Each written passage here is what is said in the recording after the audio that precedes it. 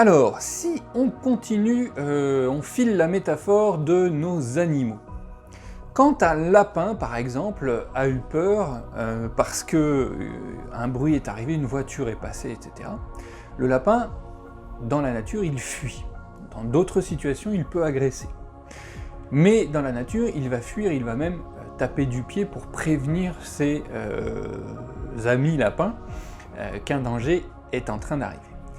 Donc, gros moment de stress, grosse énergie donc dépensée pour pouvoir fuir le plus loin possible et le plus rapidement possible. Que fait, à votre avis, le lapin après cet événement? Eh bien, en général, les animaux sauvages, une fois qu'ils ont eu un gros moment de stress, ils se reposent. Voilà, ils passent du temps à dormir ou à ne rien faire. Ça leur permet de récupérer, de faire en sorte que leur système se remette à la position normale et non plus en position d'alerte. Ce moment, il est indispensable pour tout être vivant afin de récupérer des forces et de récupérer de l'énergie. Évidemment, nous, dans des moments de stress, dans la vie que l'on peut mener, la vie citadine, même la vie à la campagne, on n'a pas forcément le loisir de nous reposer immédiatement après une source de stress. Imaginez si tout le monde se mettait à dormir après un moment de stress, on verrait des gens dormir dans la rue tout le temps. Si on poursuit ce raisonnement, si mon corps n'a pas la possibilité de retrouver cet équilibre et cet état de calme, eh bien on va accumuler finalement la fatigue due au stress. Je vais donc continuer sur un système d'alerte, produisant du cortisol, produisant des hormones et des neurotransmetteurs qui vont me fatiguer. D'accord ? Imaginez un ordinateur avec les ventilateurs qui seraient toujours en fonctionnement parce que son système n'a pas compris qu'on avait fermé tel logiciel, par exemple. Eh bien, c'est exactement ce qui se passe avec nous. On a les ventilateurs qui tournent à fond, et puis on ne peut pas, du coup, récupérer de l'énergie. Hein, ou en tout cas, moins en dépenser.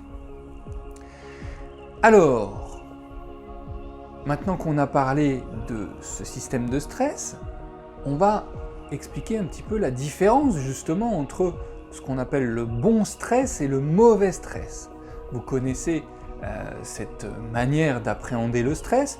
Le bon stress serait donc quelque chose qui nous motive, qui nous pousse à l'action, qui nous permet d'accomplir des choses rapidement sans forcément avoir à y penser énormément.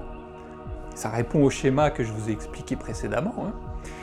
Hein. Et le mauvais stress donc serait une fatigue lancinante, quelque chose que l'on subit et qui serait extrêmement difficile pour nous de surpasser. Eh bien, c'est exactement ça. Le bon stress, c'est le stress initial, le stress qui nous permet de nous mettre en action. Alors, évidemment, on a un système cérébral, des pensées, des systèmes de raisonnement qui nous permettent de nous mettre dans un stress volontaire, entre guillemets, qui est le bon stress, pour répondre, quand on est étudiant par exemple, répondre à une interrogation ou un devoir à rendre, on va capitaliser, si on veut concentrer nos énergies pour tout donner à ce moment-là, et on sait très bien qu'après ça, on est fatigué, et on prend le temps, on a même prévu le temps de se reposer par la suite. Le mauvais stress, ce qui serait le mauvais stress, c'est quand on ne maîtrise pas finalement ces temps, et que on est toujours en mode alerte et en mode fonctionnement maximum. Donc évidemment le corps s'épuise, et là c'est tout un autre système déréglé finalement qui se met en place. On a du mal à dormir parce qu'on est en système d'alerte, donc on se fatigue encore plus, etc., etc., etc.